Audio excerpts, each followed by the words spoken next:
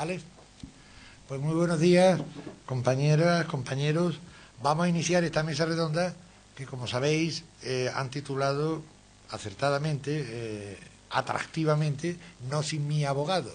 Aun cuando No sin mi abogado, que verdaderamente es algo que cada día en una sociedad como la nuestra, democrática, en la que todos reivindicamos nuestros derechos, pues se hace imprescindible el no sin mi abogado prácticamente en casi todas las facetas de la vida.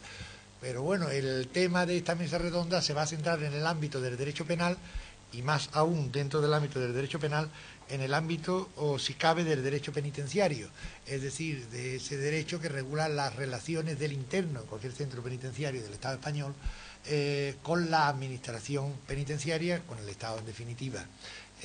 Un importante avance y ciertamente desde los colegios también hemos hecho algo importante, cual ha sido extender a lo largo de los últimos años los servicios de asistencia y orientación jurídica dentro de los centros penitenciarios y de acuerdo con instituciones penitenciarias y muchas veces con las comunidades, con las correspondientes comunidades autónomas. Eso lo sabéis, lo sabemos, pero lo que sí vamos a desarrollar hoy aquí es este tema desde la más absoluta libertad, como no podía ser de otra manera, de los intervinientes, pero contando probablemente por vez primera con dos personas, con dos ciudadanos que se encuentran privados de libertad en la actualidad, que han querido que se han ofrecido para intervenir con toda libertad, insisto, en esta mesa. Son internos de uno de los centros penitenciarios de esta provincia, de Cádiz 3 o el Puerto 3, que así se llama, y doy las gracias en la persona del director del centro Puerto 3, de don Juan Carlos Carrillo, que nos acompaña. Doy las gracias en su persona, digo, a instituciones penitenciarias por permitirnos que comience esta mesa redonda como va a comenzar, oyendo el testimonio con absoluta libertad, insisto, en cuanto a contenido y en cuanto a todo lo demás, de una y otro, de estos dos señores que nos acompañan, Sorani Benjumea, que será quien inicie el turno de intervenciones, e Israel Fernández. Luego hará uso ya de la palabra nuestro querido compañero, bien conocido para quienes os dedicáis al ámbito del derecho penitenciario, Carlos García Castaño, en cuanto presidente de la subcomisión de Derecho Penitenciario del Consejo General de la Abogacía Española, y nuestra entrañable y querida compañera Paquita Sauquillo, doña Francisca Sauquillo, aunque el Paquita lleve tantísimo cariño en la expresión como reconocimiento de respeto y de consideración. Quien comparece hoy aquí en su condición de letrada, no podría ser de otra manera, pero también en su condición de presidenta de la Federación de Usuarios y Consumidores. Hemos diseñado muy poco este encuentro o esta actividad que ahora comienza, probablemente de la improvisación, de la sinceridad de quienes aquí van a intervenir, surjan cuestiones muy interesantes. Así que sin más trámite, tiene la palabra Sorani Benjumea. Muchas gracias. Buenos días, me llamo Sorani Benjumea. A día de hoy me encuentro recluida en el Centro Penitenciario Puerto 3 y vengo a compartir mi experiencia sobre mi abogado, que fue particular, con todos ustedes. Pues la verdad es que no tengo ningún tipo de queja sobre él. Pienso que ha luchado por mí y por todos mis beneficios penitenciarios. Pienso que cuando a la hora del dinero, pues de cobrarme estuvo bien. Lo que pasa es que no tengo muy claro, porque me dijo un día, pues bueno, el caso es tanto, pero a la hora de pedirme una libertad o pedirme una vista oral era otro dinero aparte. Entonces a lo mejor eso es lo que no tengo muy claro. Después, en cuanto a todas las mujeres que nos encontramos en el módulo de respeto en el centro penitenciario, nos reunimos y recogimos una serie de información, y la gran mayoría coincide en sus experiencias con los abogados de oficio. Piensa que hicieron en su momento más por la libertad y sus beneficios penitenciarios que un abogado particular, ya que dicen que ellos solo quieren dinero. Una queja muy habitual sobre los abogados de oficio es que es muy difícil contactar con ellos y que quisiera que vinieran más a verlas y no un día antes del juicio. Después, en cuanto a los abogados particulares, hay otras internas que opinan que son muy profesionales, que lo dan todo por su cliente y tienen el don de defender y hacerlo mejor por él, Sin embargo, coincidimos en opinar que a veces nos hacen recurrir para prolongar sus servicios, sabiendo que no vamos a obtener rebaja de condena o similar, sin pensar que esto repercute directamente en la pérdida de beneficios penitenciarios. En el caso de las extranjeras, gran parte de ellas sin familia en España, dicen que los abogados de pago prometen sacarlas a la mayor brevedad posible y en algunos casos se marchan con el dinero aprovechándose de que no tienen familia y sin hacer nada por su procedimiento. En cambio, los abogados de oficio, en otros casos, por terminar pronto el trabajo se lavan las manos, llegando a acuerdos absurdos cuando se podría defender la inocencia o una pena inferior. Después, sobre la asistencia jurídica en prisión, la verdad es que en el módulo de mujeres no la utilizamos mucho, entonces unas cuantas que la utilizan dice que sí, que en el momento de llamarlas vienen, pero es que no se utiliza mucho, entonces. Y en cuanto al servicio de orientación jurídica, la gran mayoría desconocemos este servicio y a lo mejor es porque hace falta un poco más de información, no conocemos mucho sobre este tema. Muy bien, pues muchas gracias, Sorani. Y ahora Israel Fernández tiene la palabra. Buenos días.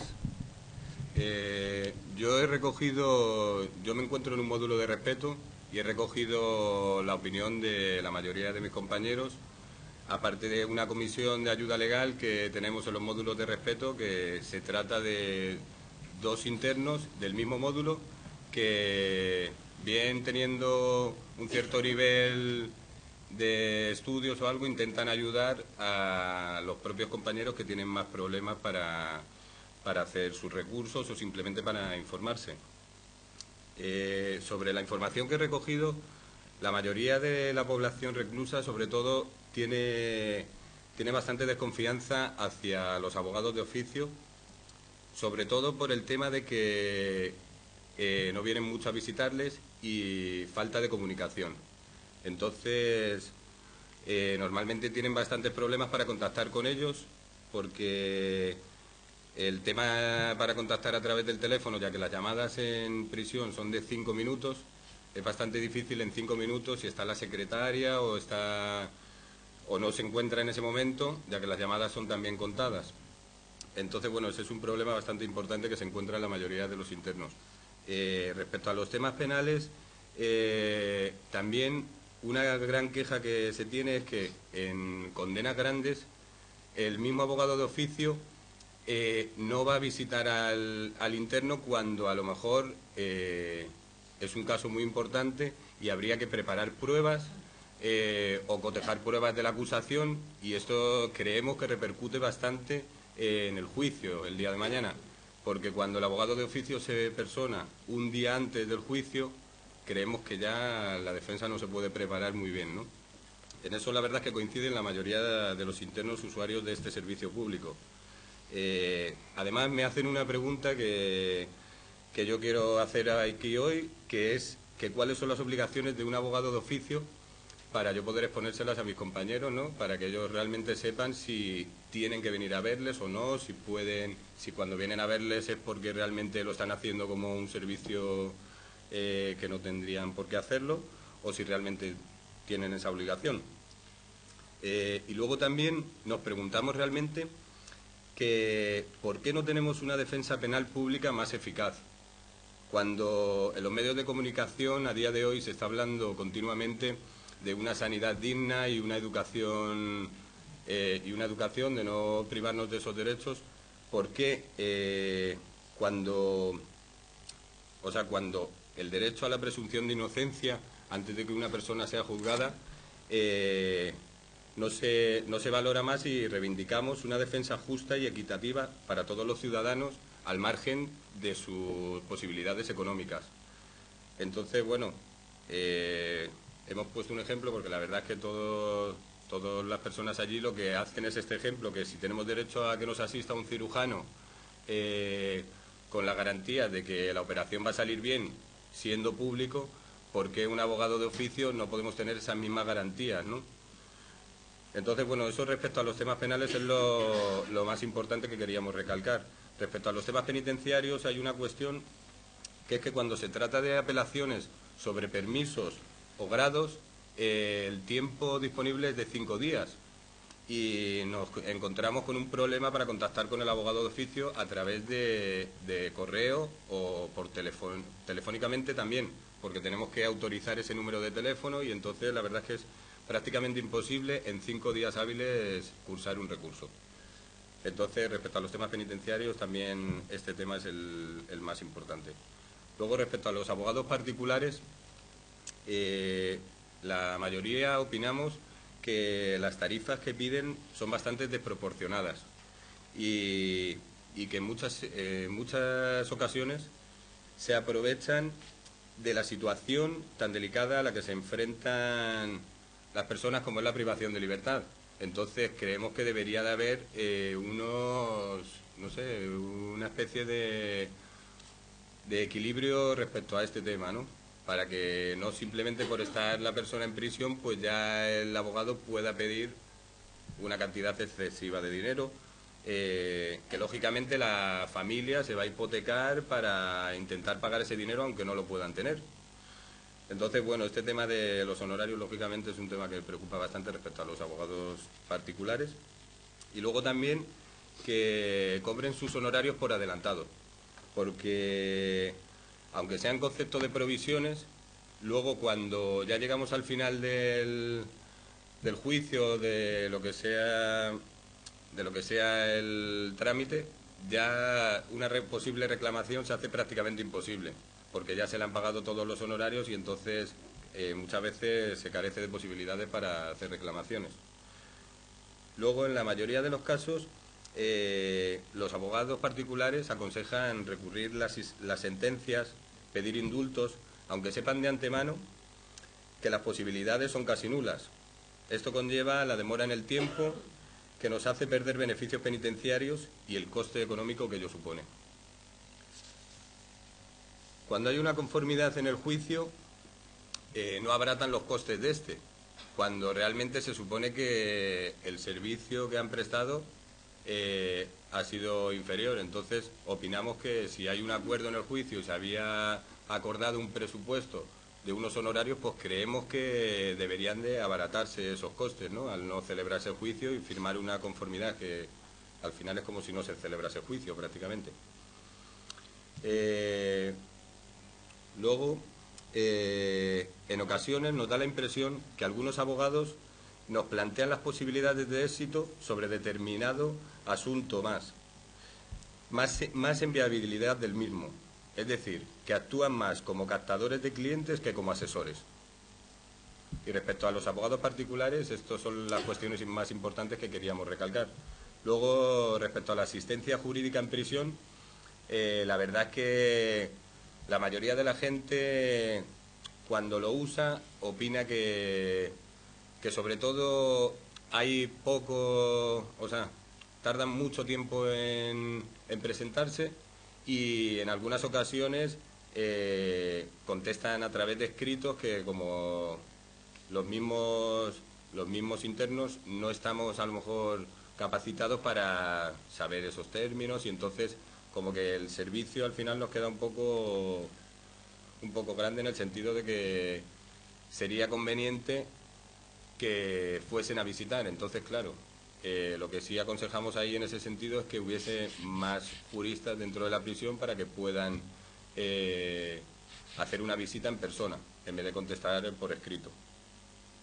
Y luego, respecto al servicio de orientación jurídica, la verdad es que hay una notable falta de información, porque la mayoría de la población reclusa desconoce este servicio completamente. Y los que lo conocen opinamos que es un servicio bastante bueno. Entonces creemos que una información más notable sería bastante interesante. Luego nos gustaría hacer un par de propuestas, aquí aprovechando que están estos exponentes. Sería instituciones penitenciarias que podrían crear una comisión de ayuda legal, como existen los módulos de respeto, formada por 2 internos, como antes he dicho, del propio módulo, que asesoren a los demás para facilitarles cualquier tipo de reclamación o cualquier tipo de servicios que puedan tener acceso a ellos. Y luego al Colegio de Abogados, que por ejemplo, el tema este de los presupuestos, que a ver si se podría de alguna manera regular que los abogados particulares presupuestasen ese servicio que van a prestar por anticipado a través de unos costes estipulados, o por lo menos un baremo más o menos estipulado.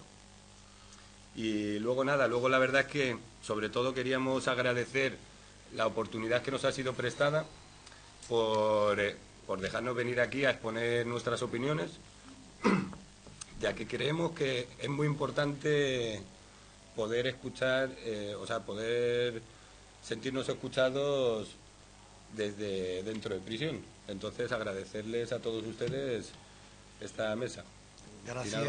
Gracias Israel. Y somos nosotros los que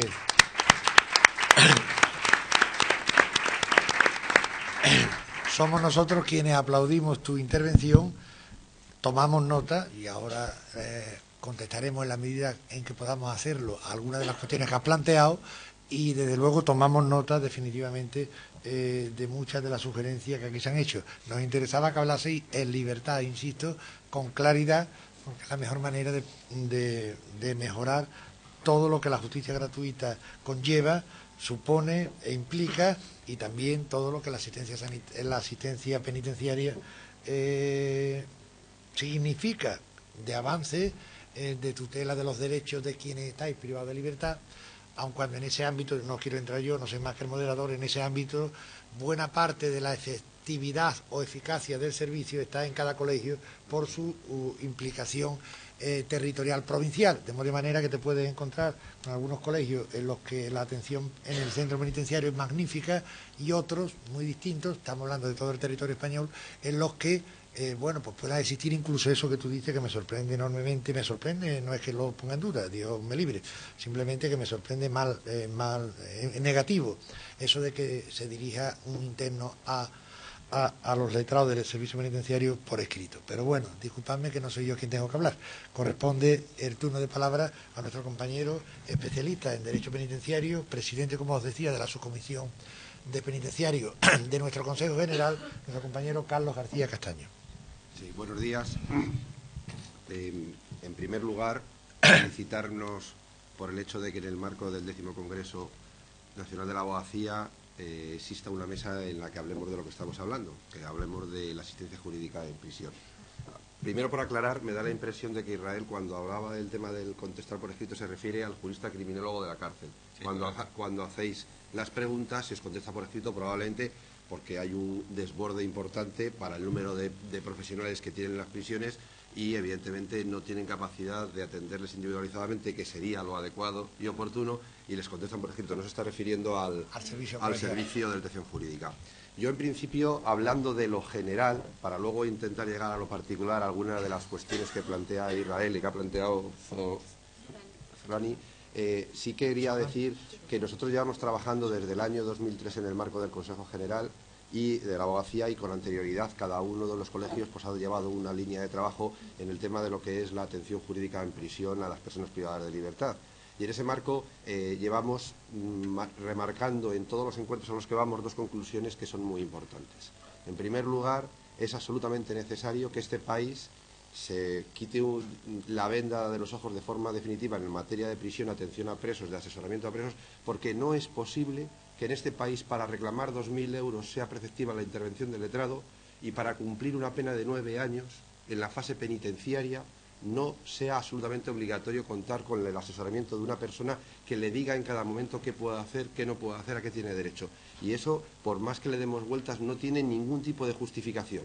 Desde luego, si a mí me ingresan en prisión a cumplir una pena y me encuentro absolutamente aislado, sin la posibilidad de que nadie me pueda informar detalladamente, no solo informar, porque a lo mejor las informaciones le pueden llegar de un sitio a otro, incluso los compañeros, pero luego no se puede constatar en peticiones concretas, en intentar progresar en lo que es el cumplimiento de la pena. No es lo mismo estar en segundo grado que en tercer grado, que conseguir una libertad condicional anticipada. La flexibilidad que da nuestra legislación penitenciaria es muy amplia y, por lo tanto, las posibilidades de vivir la pena de una u otra forma es muy importante, y eso se va a concretar y se va a poder llevar a cabo a través de un buen asesoramiento. Entonces, es importantísimo que de una vez por todas en España sea perceptiva la intervención del letrado en toda la fase del procedimiento de ejecución, no solo en la fase de ejecución en sede de tribunal sentenciador, sino también en sede del juzgado de vigilancia penitenciaria.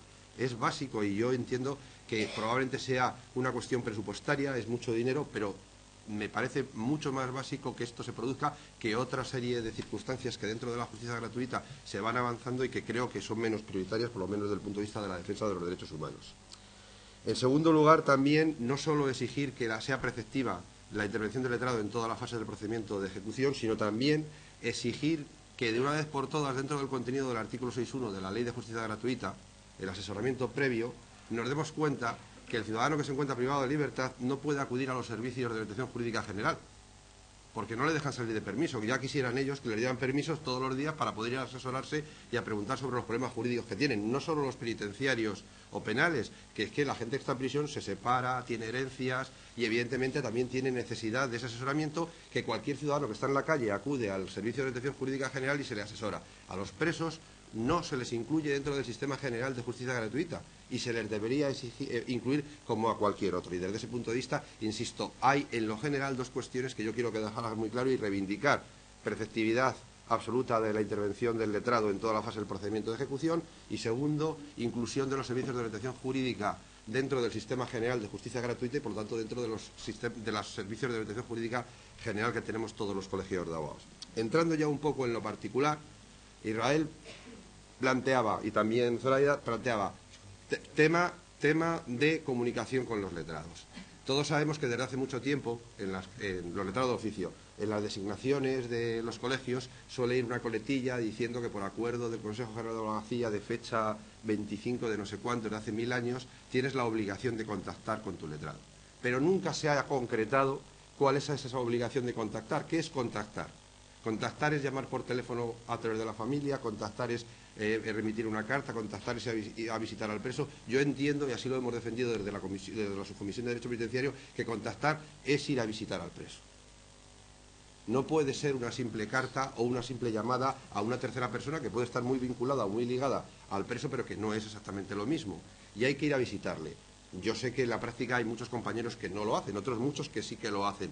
También es verdad que todo esto es muy complicado, muy difícil, porque cuando el preso se encuentra o la presa se encuentra en el partido judicial donde tú vienes trabajando, pues es menos complicado. Pero claro, si a ti está llevando un asunto penal o penitenciario y tienes al preso viviendo en Madrid, en la cárcel del Dueso, pues es mucho más complicado el ir, y sobre todo con la dotación económica que nos dan para el turno de oficio, pues evidentemente es algo que es complejo que eso lo pueda llevar a cabo. Sería deseable, pero evidentemente ni por tiempo ni por dinero podríamos tener casi capacidad para hacerlo, y eso es muy importante. Luego, esto es otro problema que también habéis relacionado con el tema de la comunicación, que es el tema de las llamadas telefónicas.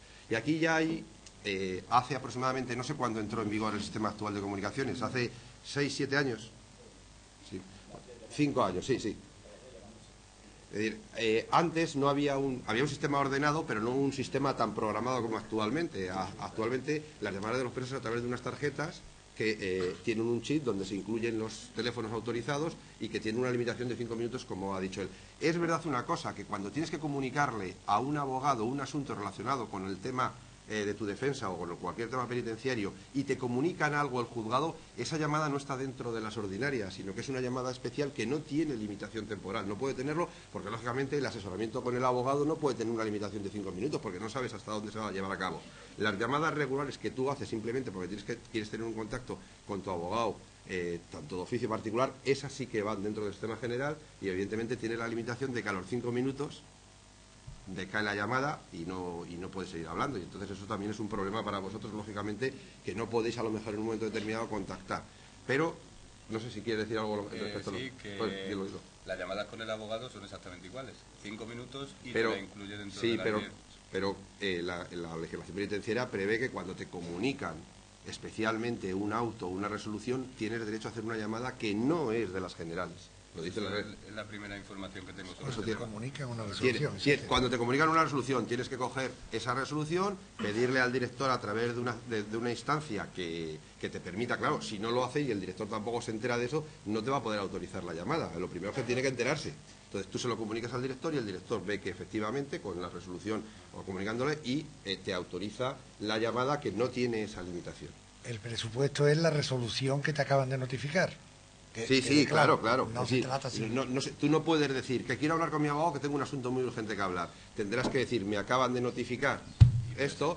Claro, porque si no mañana... No, ya estamos hablando ahora mismo de ese tema en concreto, teniendo un recurso, cualquier notificación del juzgado, si tú tienes acceso y derecho a esa llamada, es la primera noticia que tengo, entonces pues sería interesante esto. Sí, efectivamente, marcándolo dentro también del tema de la información general. Ahí fallamos mucho también. Estamos hablando del tema de los servicios de orientación jurídica, donde deberíamos no solo hacer una atención personalizada al preso que quiera o presa que quiera hablar con nosotros, sino que deberíamos también intentar difundir de alguna forma cómo se puede acceder a nosotros, qué derechos generales podéis tener, y eso, bueno, pues en cada colegio, como decía José Joaquín, depende.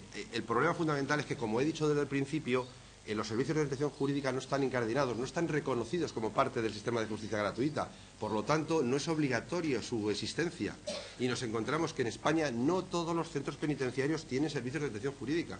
Es más, nos encontramos con una diversidad de situaciones absolutamente disparatada. Comunidades autónomas que tienen servicio y que se pagan con cargo al sistema de justicia gratuita, comunidades autónomas que no tienen servicio, comunidades autónomas que tienen servicio pero lo hacen voluntariamente los compañeros de los colegios, comunidades autónomas que se pagan con dinero público pero no con dinero de justicia gratuita, sino de la Consejería de Integración Social por atención jurídica a población en situación de necesidad. Con lo cual, evidentemente, mientras que no resolvamos lo general que decía al principio, este problema lo vamos a seguir teniendo. Y, por ejemplo, tenemos prisiones en España, Mansillas de Mula, Dueñas, que son prisiones que tienen 1.700 presos cada uno, al que no acude absolutamente nadie a asesorar. Y que un señor que tiene una condena de 8 o 9 años, durante todo ese periodo de tiempo, no recibe visitas una vez, y sobre todo una vez que ha tenido la sentencia condenatoria. Y todo, claro, pues es problemático. No quiero extenderme mucho más, porque podría hablar un montón, pero casi prefiero que hable Paquita y que luego ya podamos entrar al debate. Vosotros también participéis si alguien quiere decir algo y podamos entrar en un diálogo, ¿no? Pues muchísimas gracias, Carlos. Y cierra el turno, este turno inicial o primero de intervenciones, doña Francisca Sauquillo. Bueno, pues muchísimas gracias por haberme invitado y felicitar a este congreso, a los organizadores, porque yo creo que es la primera vez que se hace un debate con dos personas presas y además me alegro mucho que sea una mujer presa y un hombre preso. Y que ellos puedan no solamente decirnos cómo lo viven y cómo lo sienten, lo que significa en este momento la justicia. Yo creo que tanto Sorani como Israel pues nos han expuesto los problemas que tienen. Y yo querría deciros que prácticamente, y lo estaba pensando mientras les escuchaba, hemos avanzado muy poco en este campo de situación, no de que le estén mejor los presos en las cárceles, porque es verdad que hemos hecho cárceles muchísimo mejores que las que yo conocía, que están en otro. Pero sin embargo, yo recuerdo, y quiero ponerlo en antecedentes, antes se lo he comentado, en el año 76 yo estuve casi 3 meses en la cárcel de Yeserías por un problema de una manifestación ilegal contra el momento aquel de la dictadura. Y estuve en Yeserías y tuve la oportunidad, claro, la realidad siempre depende de cómo la veas, ¿no? Entonces, la realidad que yo tenía hasta entonces como abogada, pues era la realidad de que iba a visitar a los presos y a las presas. Pero cuando estás dentro de una cárcel, ves otra realidad. Y la realidad que yo allí pude comprobar en la cárcel de Yeserías, pues era el abandono que las presas... yo estaba por delitos políticos, con lo cual nosotros estábamos bien atendidos y aparte que era otra situación, pero las presas comunes con las cuales estaban separadas de nosotras, pero tenían toda una serie de problemas que ellos se están exponiendo. Y entonces, claro, yo la realidad, me acuerdo que salí de allí muy concienciada que como abogada tenía que ir a visitar mucho más a los presos porque ellos se sentían absolutamente aislados y el único contacto que tenían con el mundo era a través del abogado y a través de la familia, pero claro, la familia es otra cosa, porque la familia a lo mejor no está de acuerdo con lo que ha ocurrido o aunque esté de acuerdo tiene sus problemas particulares. Pero el abogado es el único vínculo que tienen con el exterior. Y estos que son ciudadanos, pues efectivamente tienen muchísimos problemas, aparte del problema de estar ya privados de libertad. Tienen problemas, como se ha expuesto, de a lo mejor relaciones civiles, de contratos, incluso de hipotecas, en fin, de todo tipo de problemas, y eso lo tienen que exponer. ¿Y cómo lo pueden exponer? No siempre. Yo me acuerdo que en aquel momento, en el 76, yo monté una consulta jurídica y tenía colas. Después de la cena me dejaba y tenía colas y eran cosas muy simples. O sea, era incluso a veces cómo se redactaba una instancia, o sea, era muy variopinto. Y yo salí muy concienciada allí, desgraciadamente, enseguida el tiempo, los problemas, pues se me olvidaron de que efectivamente esas personas tenían la misma necesidad y yo ya, como muchos abogados, pues vamos cuando teníamos los problemas muy concretos. Pero no hemos avanzado porque los problemas que ellos exponen, pues todavía son más complejos ahora, en una sociedad más complicada, en una sociedad en que la persona que está privada de libertad necesita mucho más todavía para todo estar en contacto con alguien que le resuelva lo que le está pasando fuera, sea de un problema de separación o sea un problema civil o de todo tipo. Bueno, yo creo que ahí tenemos que avanzar y en ese sentido me parece muy positivo algunas de las propuestas que ha planteado Carlos García de que la persona que está privada de libertad tiene que tener contacto y tiene que tener asesoramiento durante todo el tiempo que está privada de libertad, no únicamente para defenderle en ese caso del juicio, sino que tiene otra serie de problemas con los que tendría necesidad de poder plantearlo. Yo no me quiero meter en lo que también ha planteado y algunas quejas que se han hecho de la situación de la prisión, sino de la situación en general. Yo creo que en este Congreso General de la Abogacía, por lo que yo he visto esta mañana y ayer a última hora de la tarde, estamos avanzando en algo muy importante, que es entender que la justicia no es únicamente de los jueces, de los fiscales e incluso también de los abogados, sino que la justicia es de todos los ciudadanos, los usuarios de esa justicia.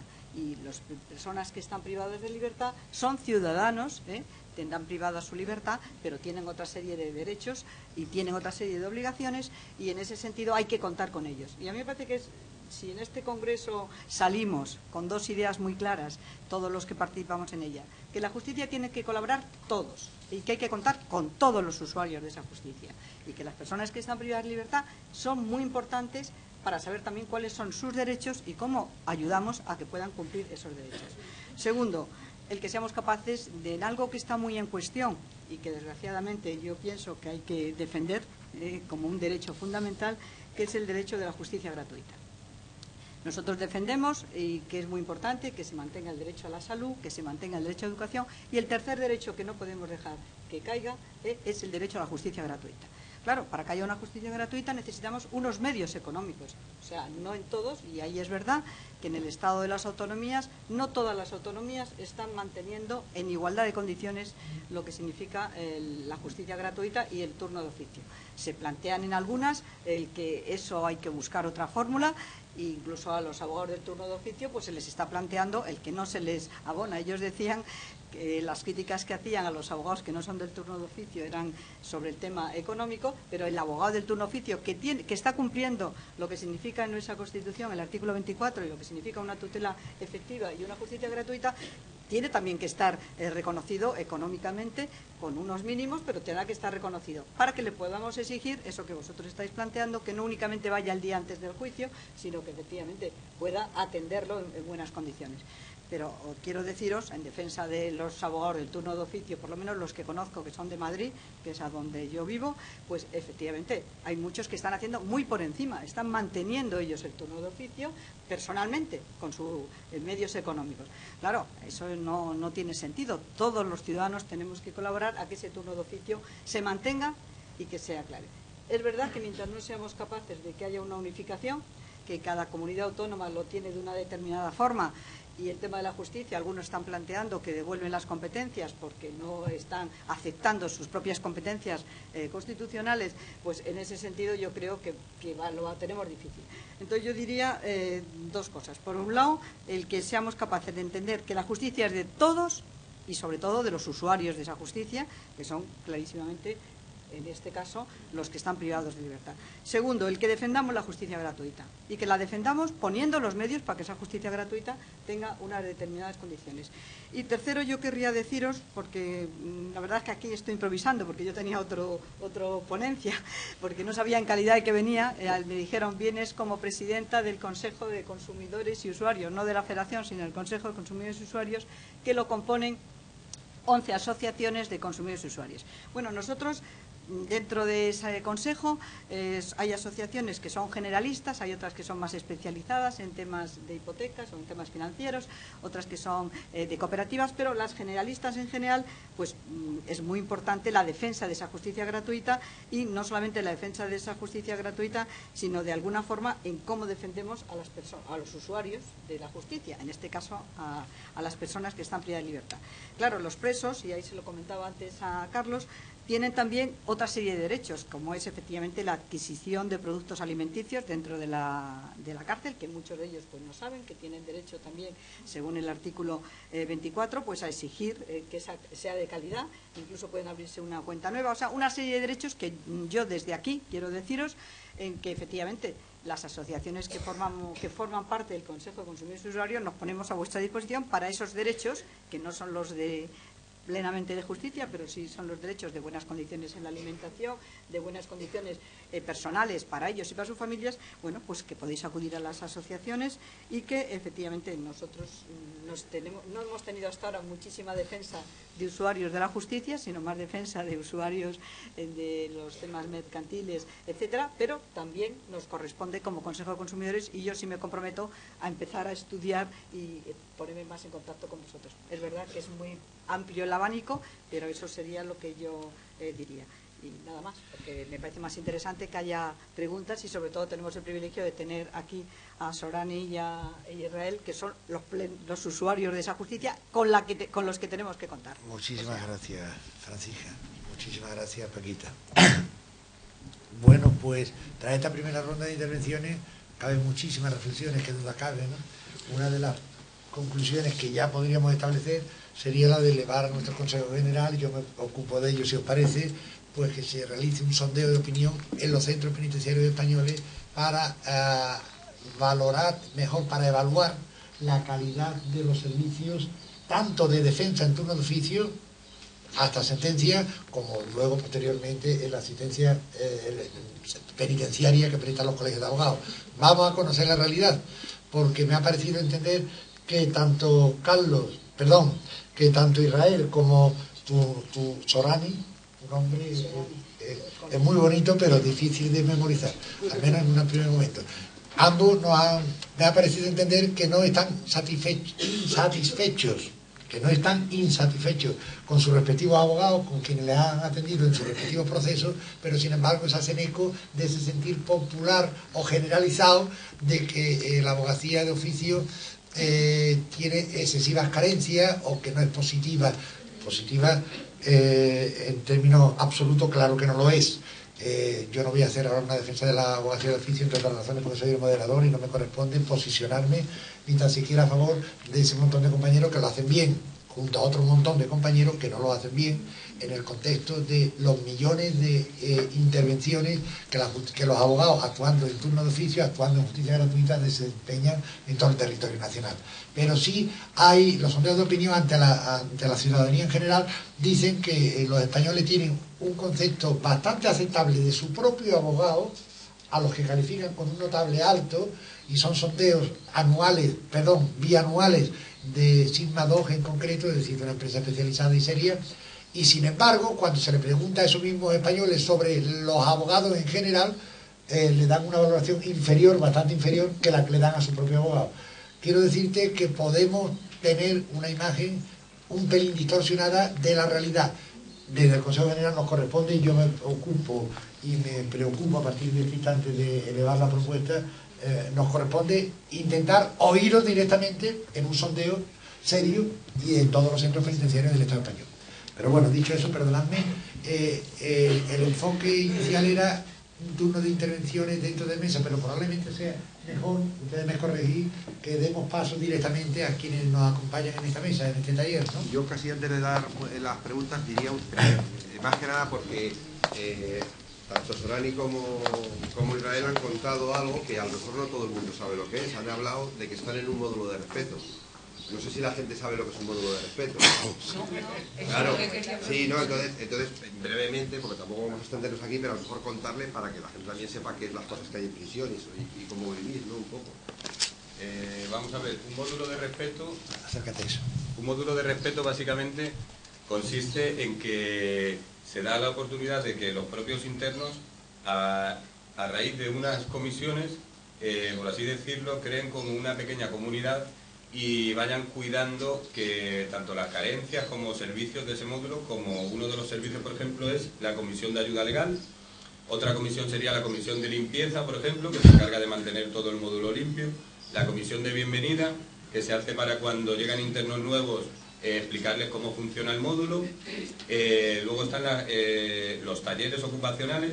En los módulos de respeto es obligatorio mantener tanto la limpieza como mantenerte ocupado en un taller de cualquier tipo, bien sea de deporte, un taller de marquetería o estudios, o cualquier tipo de taller de los que tienes a tu servicio. Entonces, básicamente esas son las cuestiones de un módulo de respeto, que los propios internos más o menos llevan el módulo para adelante, se deja un poco atrás que el funcionario sea el que esté encima todo el día de los internos, y son los internos los que más o menos entre ellos mismos van evolucionando el módulo. Autogestionando casi, ¿no? ¿Cómo? Autogestionándolo prácticamente un poco en la organización. Sí. Se intenta. No es parte de autogestión. Sí, es parte de autogestión, pero sobre todo el módulo de respeto es una cosa muy sencilla, es decir, supone un contrato o un compromiso de los internos para mantener una convivencia normalizada. Y a partir de ese momento, pues bueno, se hace un contrato conductual donde ellos se comprometen a llevar a cabo una serie de normas y obligaciones, y que básicamente son las que ha explicado Israel. O sea, tiene un componente de autogestión, pero un componente sobre todo de responsabilidad. Y sí, porque tampoco quería intervenir mucho, pero sí me gustaría destacar que las instituciones penitenciarias sí que han cambiado mucho desde entonces, y que un tercio de los internos que tenemos hoy en el sistema penitenciario, casi un tercio de todo el sistema penitenciario, están en módulos de respeto. Por ejemplo, en Puerto 3 hay 4 módulos de respeto y una unidad terapéutica educativa. O sea, tenemos más de casi el 25% de los internos. En el caso de Puerto 3, que es un centro que lleva abierto desde el 2007. En Mansilla de las Mulas, León, pues es casi el 70% del centro. Interesante. Yo quería decir que hay otro aspecto que no hemos tocado, pero yo quiero únicamente citarlo, que es el tema de la reinserción. A mí me parece muy positivo que ahora en este momento se está planteando en una parte al final, en el último tiempo, ¿no?, pues que algunos de los presos están cumpliendo esa reinserción en organizaciones no gubernamentales. Yo en concreto soy presidenta del MPD, el Movimiento por la Paz, y el año pasado pues hemos tenido a bastantes, todo siempre es pequeñito, pero bueno, que están trabajando con nosotros, o sea que la reinserción, llegan allí por la mañana y muchos de ellos luego ingresan a dormir a la cárcel. A mí me parece que eso es muy positivo para ellos, y desde luego también para ese contacto que yo he dicho que puedan tener con, ya no es el abogado, sino ya es el propio trabajo con la propia organización. Turno de intervención. Sí. Hay 4 solicitadas inicialmente, eres la quinta, compañera. Gracias. Soy José Álvarez, abogado. Llevo casi 25 años de ejercicio y asiduo de los centros penitenciarios de Cádiz. Considero que Puerto 2 fundamentalmente, Puerto 3 igual, pero Puerto 2 es casi mi segunda casa. Dicho esto, brevemente, en una sociedad democrática se basa en 3 grandes pilares: la educación, la sanidad y la justicia. La justicia es la oveja negra de esos pilares, y dentro de la justicia el derecho penal es la oveja más negra, la más negra de todas, si cabe. Por lo que en ese aspecto, en cuanto al tema de justicia gratuita, etcétera, etcétera, falta de dotación para los abogados de oficio, etcétera, soy bastante pesimista. Creo que los centros han cambiado maravillosamente. Lo que desgraciadamente no ha cambiado es la relación abogado y cliente, que evidentemente en el turno de oficio, me explico, que mucha razón tienen los 2 internos que han expuesto lo que han dicho. En primer lugar. En segundo lugar, en materia de ejecución penitenciaria, yo hago una petición básica, que además pediría al Consejo que se hiciera de forma inmediata, no cuesta dinero. Miren, nos encontramos con que los abogados tenemos mucha más comunicación, y es cierto, con los profesionales de los centros penitenciarios para poder acceder a ellos, para poder consultar con ellos, sus directores de tratamiento, de régimen, directores, etcétera, etcétera, poder tener acceso al expediente. Y nos encontramos un problema, que es que el interno recibe una propuesta de segundo grado, un permiso denegado, y debe de cambiarse en ese aspecto de que directamente se suspenda el plazo hasta que no contacte o bien con su abogado o bien con el abogado del turno de oficio. 3 días, 5 días, imposible poderlo hacer. Pero la propuesta que decía, que esa es una, que a lo mejor es más complicada, pero la otra es básica, porque una vez que ya nosotros, y hablo de Puerto de Cádiz, y estoy en otros centros penitenciarios. Conozco cerca de 45 centros penitenciarios del territorio nacional, afortunadamente. Pero como hablo de mi casa, de Cádiz, digo que en Cádiz los juzgados de vigilancia penitenciaria, que hoy don Manuel Blanco, gracias a Dios, un magnífico juez de vigilancia penitenciaria, no quiero hablar de otros, evidentemente, pues don Manuel Blanco lo que desearía era que si el juzgado de vigilancia penitenciaria, que está dentro de la oficina de los juzgados del puerto de Santa María, ahora hay uno que está fuera, ¿por qué no se le notifica al letrado a través de la oficina de notificaciones? O sea, yo me persono con una procuradora, recurro a un grado y me tengo que trasladar al juzgado para que el juzgado me notifique la resolución, porque aquello, en el mejor sentido de la palabra, son reinos de taifa. O sea, vamos a ver, yo presento mi recurso en la oficina de presentación de reparto, lo turnarán al juzgado, el juzgado lo turnará al reparto y me notificará por el procurador. Algo tan fácil, pues no se hace, ¿de acuerdo? Y en tercer lugar, en cuanto a materia de ley de jurado, brevemente voy a exponer un caso que me ocurrió para ver fundamentalmente en el tema de jurado. Me hice cargo de la defensa de un interno que por el procedimiento de jurado no le llega ni siquiera el escrito de acusación. No llega el escrito de acusación. Y un señor que tenía a un mes vista un juicio en el que le pedían 18 años de prisión y que a través de la Asociación de Derechos Humanos, etcétera, etcétera, contactan conmigo para que me hiciera cargo del caso. Cuando me voy al juzgado a la audiencia y me entero de las circunstancias, el juicio era un mes vista, le pedían 18 años y el letrado en 18 meses,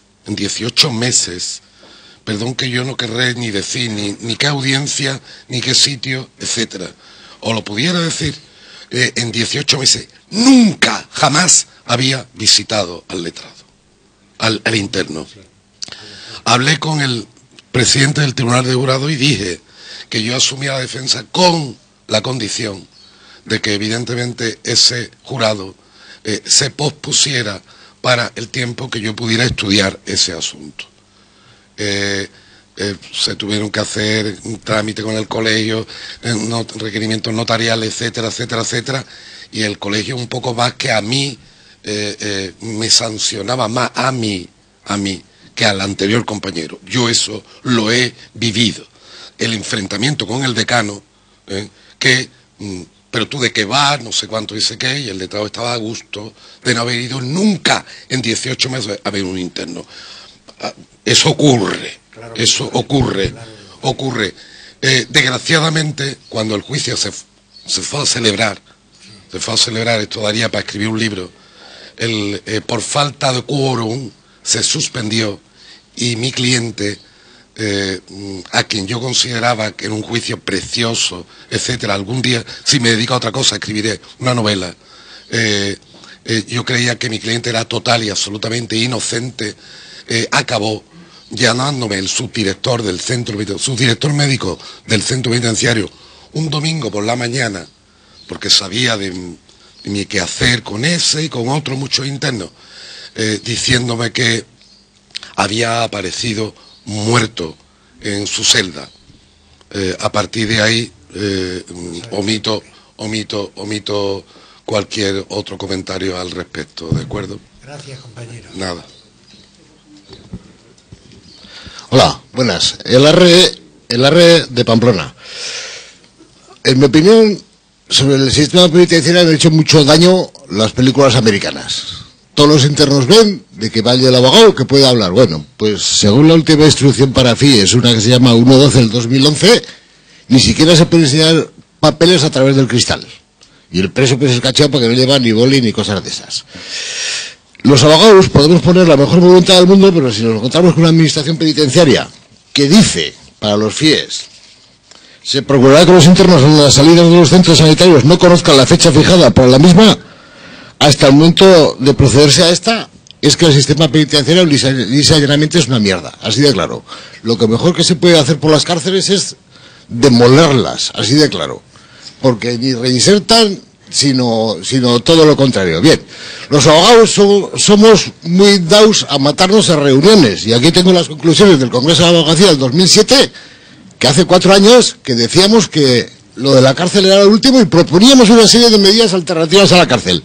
Y como abogados no hemos conseguido absolutamente nada.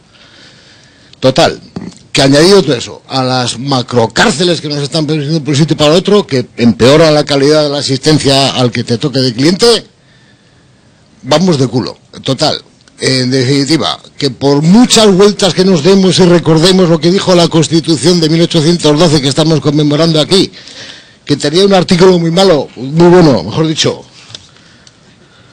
el 305 en concreto, de que la pena es para el que ha sido penado, pero no para su familia, y desde aquel 1812 no hemos conseguido absolutamente nada, hasta nuestros días, insisto en mi llamada, lo mejor que se puede hacer jurídica, socialmente y hasta popularmente por las cárceles es tirarlas. Pues gracias por tu opinión, compañero. Tercera petición de palabra y Alfonso.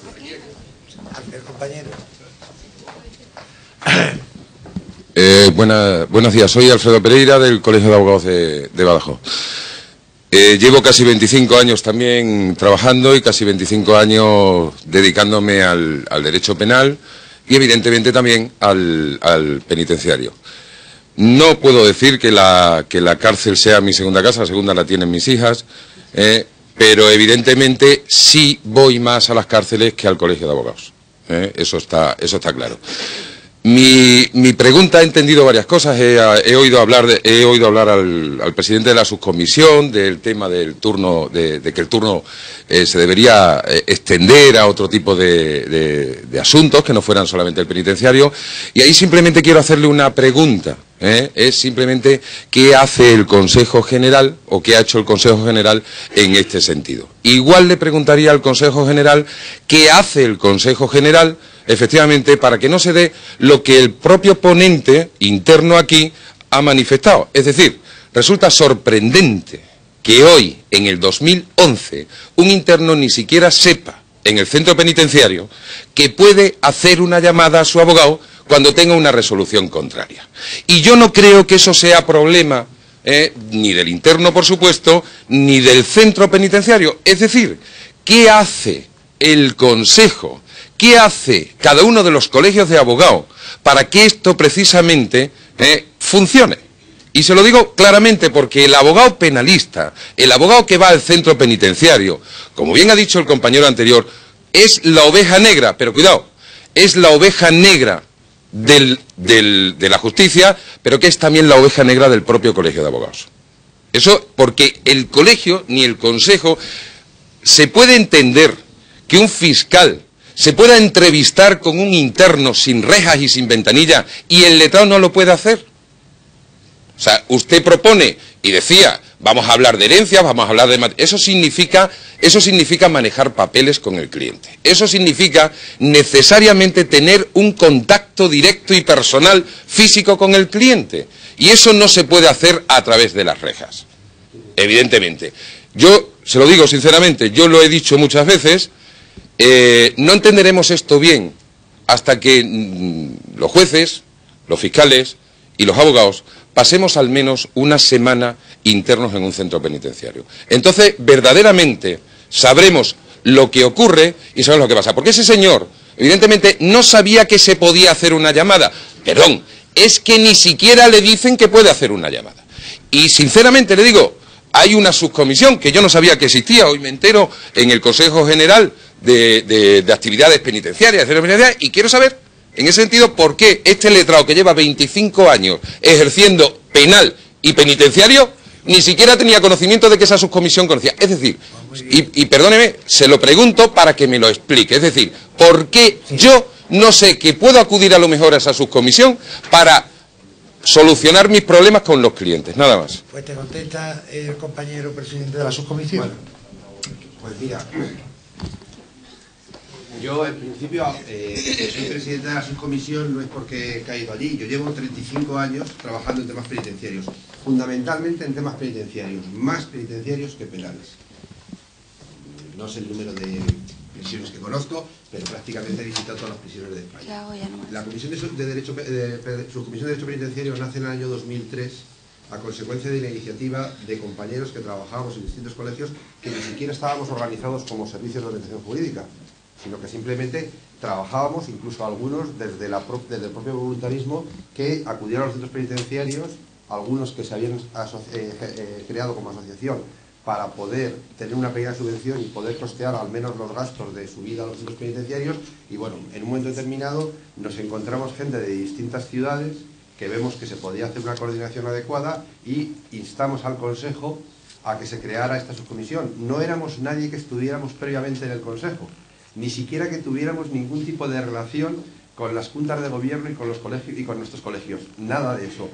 Actualmente en la subcomisión la forman 11 compañeros de 11 colegios diferentes y en ella solo hay un miembro de junta de gobierno. El resto somos abogados de a pie que no tenemos ningún tipo de capacidad ni de representación dentro de nuestros colegios. Simplemente pedimos que se nos escuchara, que el ámbito penitenciario tuviera cabida en el Consejo y tuvimos la suerte de que alguien decidió políticamente que podía ser oportuno el que esto fuera así. Desde entonces venimos trabajando. Y sí que se han hecho cosas. Nosotros tenemos hecho un protocolo de actuación en el ámbito penitenciario que está remitido por el Consejo a todos los colegios.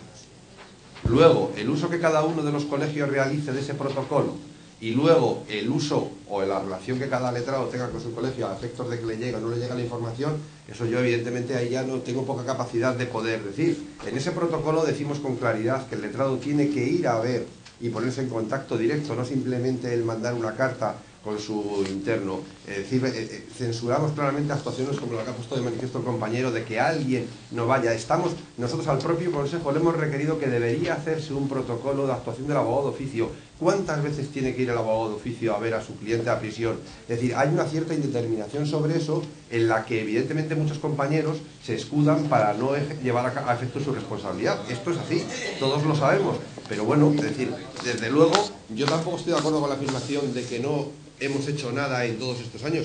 Desde mi punto de vista, la capacidad que tenemos nosotros como letrados de intentar asesorar a los internos, las personas privadas de libertad, en estos 30 años que llevo trabajando, ha cambiado y mucho. Ha cambiado y mucho. Algunas cosas porque efectivamente desde la Dirección General de Instituciones Penitenciarias ha cambiado de políticas. También efectivamente en cada momento histórico es una situación distinta porque las políticas penitenciarias las marcan los partidos que en cada momento están en el gobierno y lógicamente eso te permite una mejor o una peor relación con ellos o el desarrollo de una serie de actividades. Pero desde luego yo entiendo que desde el Consejo, no desde el Consejo como institución, sino desde las caras que yo reconozco en cada uno de los colegios que están trabajando desde los servicios de orientación jurídica, se está haciendo. Nosotros en Madrid hemos atendido 17.000 consultas el año pasado en los 7 centros penitenciarios que tenemos. Nosotros sí que hay una información porque tenemos un protocolo de información en las que a los presos cuando entra a prisión, además de las normas del centro, les entregan las normas de funcionamiento del Servicio de Orientación Jurídica Penitenciaria. Y todos ellos lo saben, ¿eh? Y no hay ni un solo preso que no sepa que pueda acudir a verlos. Sí, hombre, en los centros penitenciarios de Madrid se les entrega. Yo estoy hablando de Madrid. Yo no sé cómo funciona. Es decir, yo estoy en una... La subcomisión, ¿Eh? Y usted no hable de Madrid, usted es el presidente de la Sí, subcomisión, ¿no? por favor.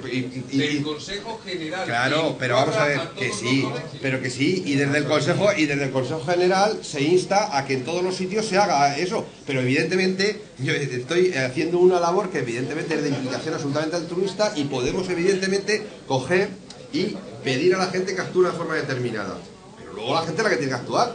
La subcomisión no tiene la capacidad de actuación directa sobre la política que cada tema penitenciario va a llevar cada uno de los colegios. Podemos mandar circulares y pedir que se actúe de una forma determinada, pero la actuación le corresponde luego a cada uno de los colegios. A la autonomía colegial. Gracias, Carlos.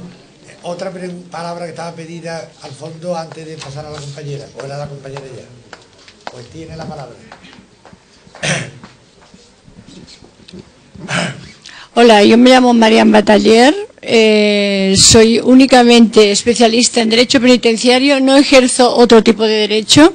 Mi intervención no iba por este camino, pero después de lo que he oído tengo que decir que la subcomisión que tenemos de derecho penitenciario es lo mejor que hay en este momento, que yo he conocido y tengo muchos años, más creo que todos los que han hablado.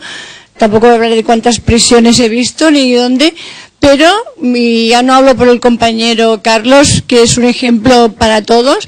Yo realmente cuando tengo una duda del tipo que sea, primero que acudo es a él, porque es una persona además totalmente altruista, donde el tema económico para él prácticamente es inexistente. Y tengo que decir que yo, que me dedico solo a en este momento no sabía lo de la llamada, pero me acabo de enterar. Bueno, pues mira, culpa mía porque no estaba suficientemente informada. Esto que valga en defensa. En segundo lugar, que es de lo que yo iba, me ha chafado un poco la ponencia al compañero, pero el tema del juez de vigilancia penitenciaria. Nosotros tenemos aquí en Cádiz, cada vez que hemos tenido algo en Puerto Santa María, en Jerez, nos estrellamos siempre porque no nos notifican nada, no lo sabíamos.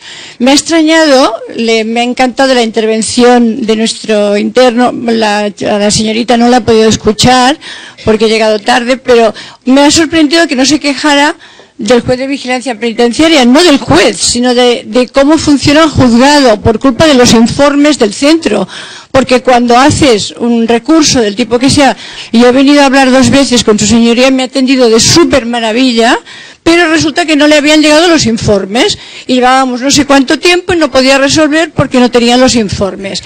Entonces, ya por último, decir, sacando un poco en defensa de los abogados que en un momento determinado se cobra, deciros una cosa, que por ejemplo el tema de la conformidad, cuando haces una conformidad, previamente te has preparado el juicio, te lo has trabajado y te lo has pateado, igual que si entras. Es más, te da rabia que no te dejen entrar, porque te lo sabes tanto y te lo has preparado tanto, dice, no, conformas porque es mejor para el acusado, pero realmente entraríamos, porque al que nos gusta, iríamos. O sea que después el cobrar es en este momento lo más difícil que existe. No se cobra, o sea, no se cobra, se pide un dinero, te dan lo que buenamente pueden, sobre todo los que nos dedicamos un poco al tema, digamos, de oficio. Luego dices, se cobra lo que se puede, cuando se acaba el juicio casi nunca te pagan. De verdad, que no todos se dedican únicamente al tema climatístico. Gracias, compañera. Gracias. Todos tenemos algo de razón, que duda cabe, podríamos entrar en enorme debate, aquí se han planteado 1000 cosas, pero lamento deciros que me están indicando con toda la razón del mundo que hay una mesa que tiene que ocupar este espacio. No quiero, como no he querido privar a nadie en absoluto de su derecho a hablar, el director del centro penitenciario, le concedo medio minuto, por favor, al compañero que ha alzado la mano por ahí, medio minuto, a la compañera, medio minuto, por favor, y a ti para cerrar, compañera. Perdona, yo creo que antes. Medio minuto, pero 4 medio minutos son 2 en total, os lo ruego. Bueno, pues espera, déjame el minuto para que pueda ir al final. Sí. Son 4 cuestiones muy concretitas. Yo también estoy en la subcomisión, pero esto no es el tema. Compañeros de colegio, hay dentro de 2 semanas los encuentros de derecho penitenciario en Palencia. todos los colegios tienen información y es cuestión de que muchas veces la gente de las juntas de gobiernos nos quedamos con esa información y no las transmitimos. Segundo, me preocupa muchísimo lo que dijiste tú al principio de que vas a instar de que se haga un sondeo a Sigma 2. El sondeo te va a decir que no saben que existen los asesoramientos, porque no hay SOG en todos los centros, con lo cual que gaste el dinero el Consejo, por favor, en crear SOG en todos los centros. Tercero, efectivamente es terrible lo que contáis, pero es que no hay asesoramiento. Y esto va peor, porque cada vez hay más compañeros en servicios que los colegios de abogados tampoco los están apoyando, con lo cual van a cerrar.